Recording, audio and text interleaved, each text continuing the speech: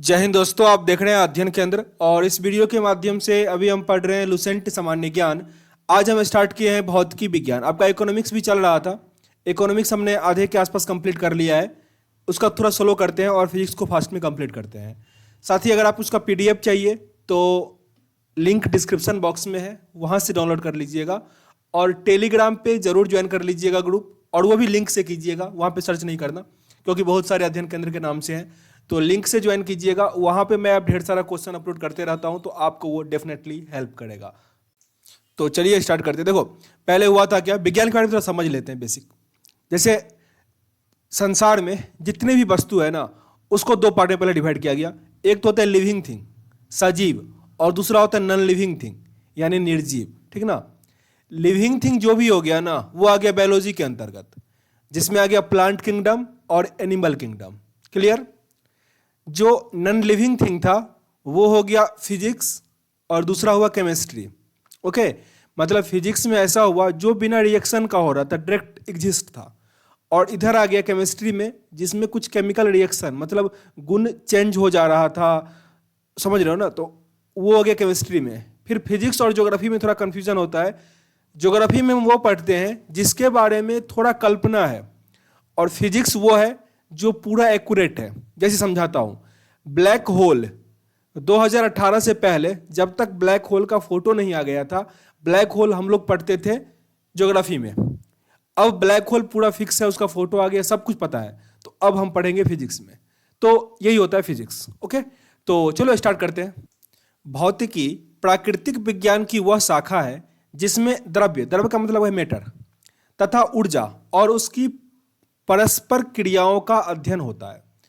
मतलब कोई भी वस्तु है उसका और एनर्जी का जो रिलेशन है उसके बारे में हम पढ़ते हैं।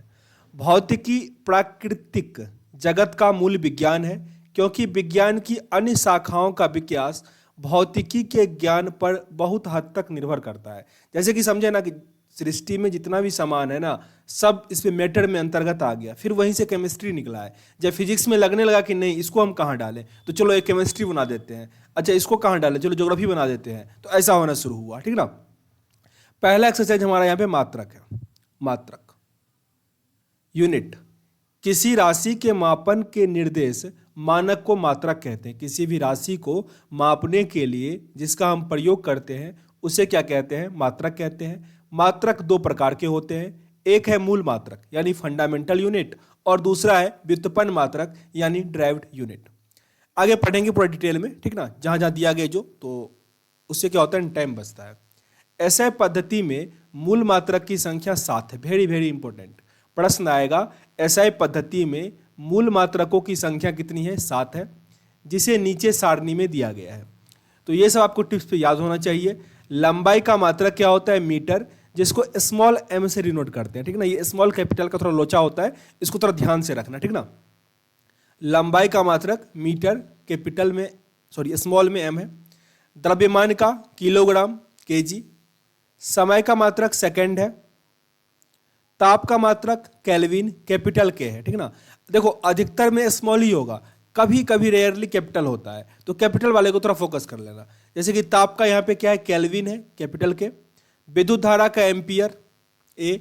ज्योति तीव्रता कैंडेला, सीडी। पदार्थ के परिमाण का मोल, एमओएल। फिर से रिपीट करते हैं।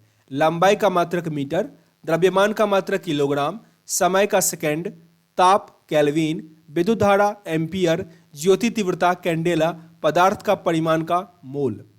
दो संपूरक मात्रक है, जिसमें कि समतल कोण का होता है रेडियन, और घन कोण का यानी सॉलिड एंगल का होता है स्टेरेडियन। स्टेरेडियन का एसआर होता है, और रेडियन का आरएडी होता है। अब यहाँ पे कुछ पुराने मात्रक और उनके संकेत दिए गए हैं। ठीक ना। ताप, ताप का होता है डिग्री सेंटीग्रेड, डिग्री सी, ये पुराना वाला है। नया में उसको डिग्री से ही लिखा जाता है, डिग्री सेल्सियस हुआ। पहले क्या पढ़ते थे, सेंटीग्रेड पढ़ते थे, लेकिन लिखा जाता है डिग्री सी ही। आवृत्ति, जिसको हम फ्रीक्वेंसी, हर्ट्ज कहते हैं, तो कंपन प्रति सेकंड, एक सेकंड में कितना बार कंपन हुआ, वही हम कहते थे सीपीएस, और अब इसको कहते हैं हर्ट्ज, एच जेड, हर्ट्ज। ज्योति तीव्रता, पहले था कैंडल शक्ति, अब इसका क्या है, कैंडेला। तो पुराना भी कभी कंफ्यूज करने के लिए दे देगा कि कैंडल शक्ति किसका मात्रक था, तो ज्योति तीव्रता का। अब क्या है, कैंडेला है, तो पुराने पे भी थोड़ा आपको ध्यान रखना होगा। इसको इंग्लिश में कहते हैं ल्यूमिनस इंटेंसिटी, ठीक है ना। आगे दिया गया है, वे सभी मात्रक जो मूल मात्रकों की सहायता से व्यक्त किए जाते हैं उसे व्युत्पन्न मात्रक कहते हैं। अब समझो, ऊपर में हमने पढ़ा था यहाँ पे कि मात्रक दो प्रकार के होते हैं, एक तो था मूल मात्रक और दूसरा क्या था, व्युत्पन्न मात्रक। क्लियर। अब याद करो अल्फाबेट, उसमें क्या था, वोवेल और कंसोनेंट। वोवेल क्या था, मतलब किसी का हेल्प इसमें नहीं चाहिए, ठीक ना। और कंसोनेंट में क्या था कि वोवेल के हेल्प से बना हुआ था। याद आ रहा है ना थोड़ा बहुत। तो यहाँ पे वोवेल समझना है मूल मात्रक को, मतलब जो स्वतंत्र रूप से है ना उसको हम कहते हैं मूल मात्रक, जिसकी संख्या 7 थी। क्लियर। और फिर जो मूल मात्रक को या मूल मात्रक के हेल्प से बना हुआ है उसे हम कहते हैं व्युत्पन्न मात्रक। जैसे कि समझो, लंबाई का मात्रक क्या है, मीटर। क्लियर। लेकिन हमने पूछ दिया क्षेत्रफल का मात्रक क्या हो जाएगा, तो क्षेत्रफल बराबर क्या होता है, लंबाई गुने चौड़ाई। यही होता है, लंबाई को मीटर होगा, चौड़ाई भी हम मीटर में ही मापेंगे, तो मीटर स्क्वायर हुआ। ये तो इसका मात्रक हो गया, लेकिन इसमें हम हेल्प किसका लिए हैं, मूल मात्रक का हेल्प लिए हैं। तो क्षेत्रफल क्या हो गया, व्युत्पन्न मात्रक होगा। क्षेत्रफल किस में आ जाएगा, व्युत्पन्न मात्रक में होगा। मतलब सिंपल शब्दों में दिया गया यहाँ पे, मूल मात्रक की सहायता से जिसको व्यक्त किया जाएगा उसे हम कहेंगे व्युत्पन्न मात्रक। क्लियर हो गया होगा। अब देखो, बहुत लंबी दूरी को मापने के लिए प्रकाश वर्ष का प्रयोग किया जाता है। प्रकाश वर्ष दूरी का मात्रक है। ये सेंटेंस काफी छोटा है पर बहुत इंपॉर्टेंट है। प्रकाश वर्ष किसका मात्रक है, दूरी का मात्रक है। आपको ये रीजनिंग में भी दे देगा, एक तरफ देगा क्या सब, मतलब कुछ दे देगा, जैसे लाइट ईयर दे दिया, 1 ईयर दे दिया, 2 ईयर दे दिया। तो लाइट ईयर दूरी का मात्रक है और ये सब क्या है, समय का मात्रक है। तो ऐसे रीजनिंग में देगा, याद रखिएगा, प्रकाश वर्ष दूरी का मात्रक है।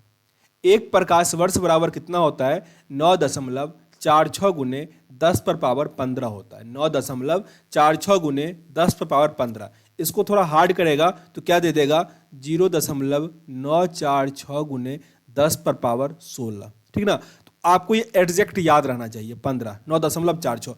दशमलव अगर यहाँ कर देगा तो पावर 14 हो जाएगा, ठीक ना। थोड़ा यहाँ पे ध्यान देके बनाना। एक प्रकाश वर्ष बराबर 9.46 गुने 10 पर पावर 15 मीटर। दूरी मापने की सबसे बड़ी इकाई पारसेक है, बहुत इंपॉर्टेंट।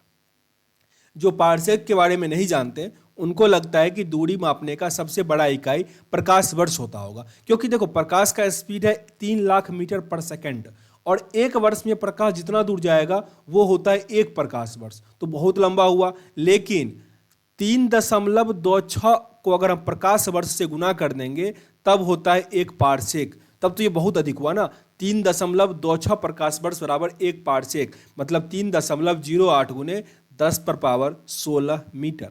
ओके, यहाँ पे ध्यान सब कुछ आपको याद करना पड़ेगा। ओके, बल की सीजीएस पद्धति का मात्रक डाइन है।